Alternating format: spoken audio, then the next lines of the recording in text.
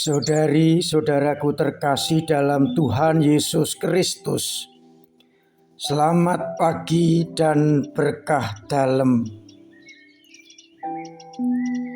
Kita berjumpa kembali dalam renungan harian kita, Selasa 3 Januari 2023. Bacaan harian yang menjadi bahan permenungan kita dikutip dari surat pertama Rasul Yohanes bab 2 ayat 29 sampai bab 3 ayat 6. Yohanes menegaskan kepada kita, setiap orang yang tetap berada dalam Yesus tidak berbuat dosa lagi. Karena orang tidak bisa lepas dari Yesus Kristus.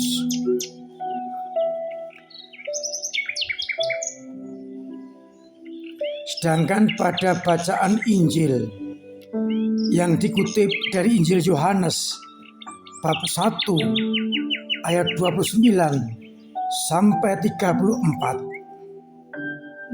Yohanes Pembaptis ketika melihat Yesus datang kepadanya, ia berseru, "Lihatlah Anak Domba Allah yang menghapus dosa-dosa dunia." Yohanes sekarang yakin bahwa dialah Anak Domba Allah. Karena pernah ditegaskan bahwa Yohanes melihat roh turun dari langit seperti merpati dan tinggal di atasnya. Dan itulah yang disampaikan oleh firman bahwa roh, jika engkau melihat Roh Kudus turun ke atas seseorang dan tinggal di atasnya, dialah yang akan membaptis dengan Roh Kudus. Maka Yohanes memberikan kesaksian, dia inilah Anak Domba Allah. Saudari-saudaraku terkasih dalam Tuhan Yesus Kristus, kita mencoba mencermati Injil Yohanes,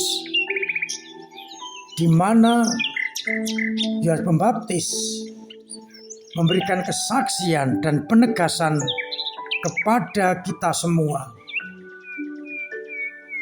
bahwa Yesuslah Anak Domba Allah yang menghapus dosa-dosa dunia. Karena diberikan tanda, jikalau engkau melihat roh turun ke atas seseorang dan tinggal di atasnya, dialah yang membaptis dengan Roh Kudus. Dan itu disampaikan Yohanes ketika ia mewartakan, "Aku datang untuk membaptis dengan air, tapi dia akan membaptis dengan Roh Kudus." Dengan demikian, maka orang diajak semakin percaya akan Mesias terjanji dengan tanda-tanda yang sudah dengan jelas diberikan Allah kepada Yohanes. Roh berupa burung merpati tinggal di atasnya. Maka kita tidak boleh ragu-ragu dan tidak boleh lepas dari Yesus Kristus itu sendiri. Itulah sebabnya Yohanes dalam suratnya menegaskan kepada kita, barang siapa tetap berada dalam Yesus tidak berbuat dosa lagi.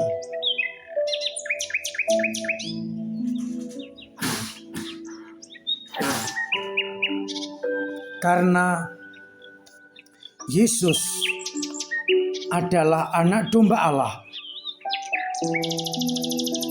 yang menghapus dosa-dosa dunia,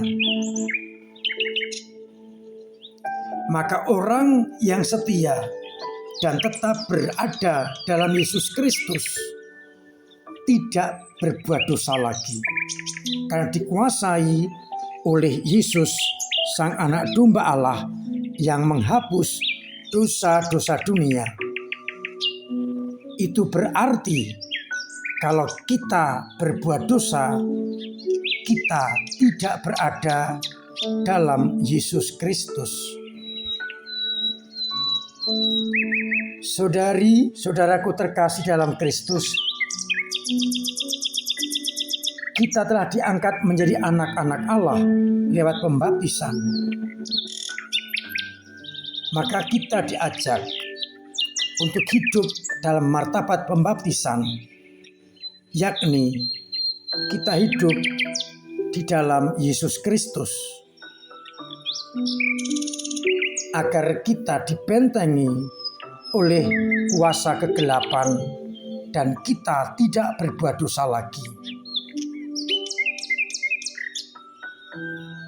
Oleh karena itu, kita yang telah dibaptis mempunyai martabat sebagai anak-anak Allah. Konsekuensinya, kita akan mengikuti sabda dan kehendak Allah yang kita ikuti. Allah yang menjelma menjadi manusia dalam pribadi Yesus Kristus. Maka kalau kita bersatu hidup dalam martabat anak-anak Allah, kita tidak akan berbuat dosa lagi, karena dosa itu berasal dari kekuatan jahat.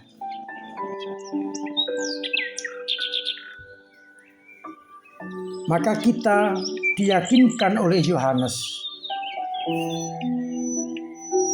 bahwa Dia yang telah menerima Roh dalam rupa burung merpati dan tinggal di atasnya ketika dibaptis, Dialah Sang Anak Domba Allah yang menghapus dosa-dosa dunia,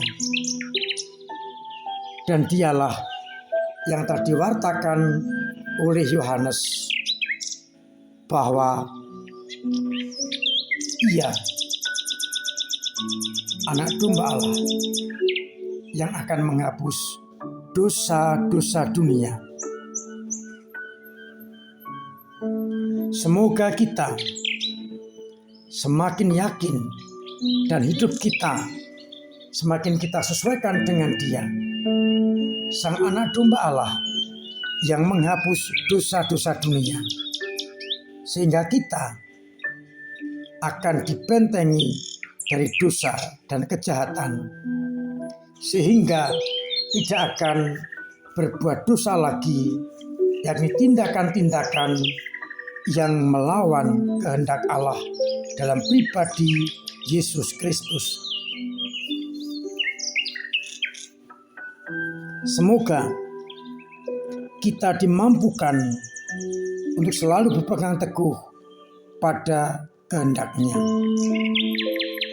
Tuhan memberkati kita sekalian. Amin. Marilah kita berdoa. Bapa yang penuh kasih, kami bersyukur karena Engkau telah memberikan kepada kami martabat sebagai anak-anak Allah. Dan dengan demikian, kami senantiasa Kau jagai agar tidak berbuat dosa. Karena Engkau tinggal bersama kami dan kami bersama Engkau, maka Kau jauhkan dosa-dosa itu dari hadapan kami. Maka kuatkanlah kami yang lemah, agar kami mampu untuk hidup sesuai dengan martabat yang Kau berikan kepada kami, agar kami hanya melakukan kebaikan dan mengingkari kejahatan. Biarlah akhirnya kami semakin pantas dan layak disebut anak-anak-Mu, karena kami sungguh setia kepada kehendak-Mu. Kami berdoa untuk umat yang sakit, semoga Engkau sembuhkan. Yang kena musibah, Engkau bantu. Yang punya masalah berat, Engkau ringankan. Yang punya kesulitan ekonomi, Engkau bantulah sesamanya. Biarlah semakin banyak orang untuk selalu melaksanakan kehendak-Mu, sehingga mereka sungguh tinggal bersama Yesus Putra-Mu. Kami berdoa untuk Nawanto yang sedang sakit. Semoga Engkau jamah, Engkau sembuhkan, agar akhirnya kami dan umat-Mu terbebas dari semua mara bahaya, merasakan sukacita, dan Nawanto serta keluarganya boleh mengalami kasih-Mu.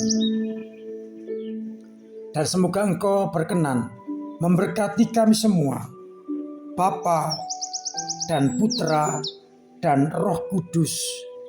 Amin.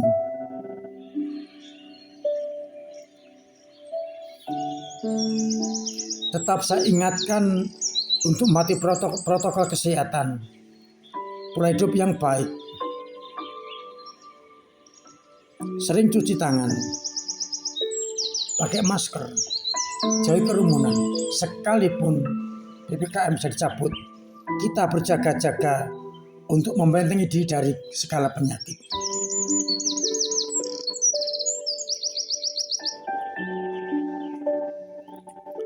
Saya mengucap syukur atas partisipasi umat dalam pengembangan gereja, dalam pembangunan, dalam berbagai kegiatan. Semoga dengan itu semua kita semakin dimampukan untuk tetap peduli kepada gereja dengan cara kita masing-masing. Saya mengajak umat untuk peduli kepada mereka yang kebanjiran, umat kita. Maka kita akan mencoba, kalau tergerak hati untuk mengumpulkannya, kita berikan bantuan kepada umat lingkungan yang kena musibah banjir. Mari kita doakan agar bencana segera berakhir, banjir segera surut, dan akhirnya saudara kita boleh bernapas lega, terbebas dari banjir.